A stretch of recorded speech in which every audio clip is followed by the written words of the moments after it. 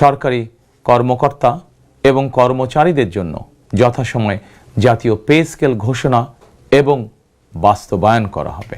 সরকারি চাকরিজীবীদের জন্য দীর্ঘ 11 বছরের প্রতীক্ষার অবসান ঘটতে যাচ্ছে। আগামী 2026-27 অর্থ বছরের প্রথম দিন অর্থাৎ 1 জুলাই থেকে কার্যকর হতে যাচ্ছে বহুল প্রতীক্ষিত নবম জাতীয় বেতন কাঠামো বা পে স্কেল। তবে দেশের সামগ্রিক অর্থনীতির ওপর চাপ সামলাতে এককালীন বিপুল অর্থ সংস্থানের চ্যালেঞ্জ এড়িয়ে সম্পূর্ণ নতুন এক কৌশলে যাচ্ছে সরকার। একবারে পুরো সুবিধা কার্যকর না করে 3 ধাপে এই পে স্কেল পুরোপুরি বাস্তবায়ন করা হবে।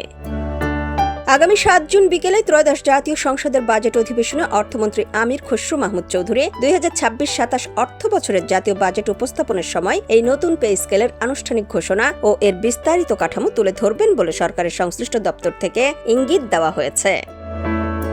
নতুন প্রস্তাবিত এই পে স্কেলের সবচেয়ে বড় এবং ইতিবাচক বৈশিষ্ট্য হচ্ছে সর্বনিম্ন ও সর্বোচ্চ বেতনের মধ্যকার বিদ্যমান বৈষম্য বা অনুপাত উল্লেখযোগ্য হারে কমিয়ে আনা হয়েছে। আগের কাঠামোতে যেখানে এই ব্যবধানের অনুপাত ছিল 1:9.4, এবার তা কমিয়ে 1:8 নির্ধারণ করা হয়েছে। ফলে সরকারি চাকরিজীবীদের বিভিন্ন গ্রেডের মধ্যে দীর্ঘদিন ধরে চলে আসা আর্থিক বৈষম্য দূর করতে এটি অত্যন্ত বড় ভূমিকা রাখবে। সাবেক অর্থ সচিব জাকির আহমেদ খানের নেতৃত্বাধীন বেতন কমিশন গত 21 জানুয়ারি এই রূপরেখা সংবলিত একটি প্রতিবেদন জমা দেয়। এরপর বেসামরিক কর্মচারী, জুডিশিয়াল সার্ভিস ও সশস্ত্র বাহিনীর প্রতিবেদনগুলো বিশ্লেষণ করে বাস্তবায়নের চূড়ান্ত সুপারিশ তৈরির জন্য মন্ত্রিপরিষদ সচিবের নেতৃত্বে 10 সদস্যের একটি বিশেষ উচ্চ পর্যায়ের কমিটি গঠন করা হয়েছে। সম্প্রতি প্রধানমন্ত্রী তারেক রহমানের সভাপতিত্বে সচিবালয়ে অনুষ্ঠিত বাজেট সংক্রান্ত এক উচ্চ পর্যায়ের বৈঠকে এই নতুন বেতন কাঠামো ধাপে ধাপে বাস্তবায়নের সবুজ সংকেত দেওয়া হয়।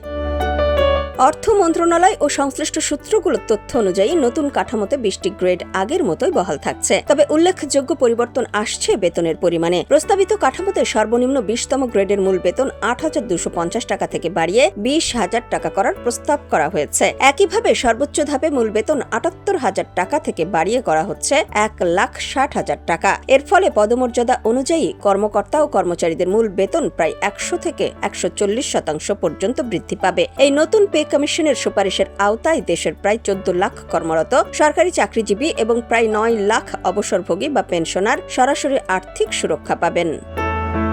তবে এই বিশাল সিদ্ধান্ত বাস্তবায়নের পেছনে সবচেয়ে বড় চ্যালেঞ্জ হল বিপুল অর্থের যোগান। নতুন বেতন কাঠামো পুরোপুরি বাস্তবায়নে প্রায় 1,06,000 কোটি টাকা প্রয়োজন হবে। এর পাশাপাশি অবসরপ্রাপ্তদের পেনশন দিতে অতিরিক্ত লাগবে অন্তত 25,000 কোটি টাকা। সব মিলিয়ে সরকারের প্রয়োজন হবে 1,31,000 কোটি টাকা। দেশের বর্তমান রাজস্ব আদায়ের পরিস্থিতি বিবেচনা করে এবং এককালীন বিশাল অঙ্কের ব্যয় এড়াতে পুরো পে স্কেলটি 3 বছরে ধাপে ধাপে বাস্তবায়নের বাস্তবসম্মত ও সময়োপযোগী কৌশল নিয়েছে সরকার। এই পরিকল্পনা অনুযায়ী আগামী 2026-27 অর্থ বছরের প্রথম ধাপে বর্ধিত মূল বেতনের 50% দেওয়া হবে, যার জন্য আসন্ন বাজেটে 30 থেকে 35,000 কোটি টাকার সম্ভাব্য অতিরিক্ত বরাদ্দের সংস্থান রাখা হচ্ছে। এই বরাদ্দ নিশ্চিত হলে প্রথম ধাপে মূল বেতনের একাংশ বাড়বে। এর পরবর্তী 2027-28 অর্থ বছরে বাকি 50% মূল বেতন কার্যকর করা হবে এবং সর্বশেষ 2028-29 অর্থ বছরে বিভিন্ন ধরনের ভাতা বা অন্যান্য সুবিধার শতভাগ বাড়িয়ে পে স্কেল পুরোপুরি সম্পন্ন করা হবে। অনুপাত কমিয়ে ধাপে ধাপে নবম পে স্কেল বাস্তবায়নের এই সিদ্ধান্ত বর্তমান অর্থনৈতিক বাস্তবতায় অত্যন্ত যুগান্তকারী। এটি পুরোপুরি কার্যকর হলে প্রজাতন্ত্রের 23 লাখ কর্মকর্তা কর্মচারীর দীর্ঘদিনের আর্থিক কষ্ট দূর হবে এবং দেশের অর্থনীতিতে এক নতুন গতিশীলতা সঞ্চারিত হবে। ডেস্ক রিপোর্ট, সোনালী নিউজ।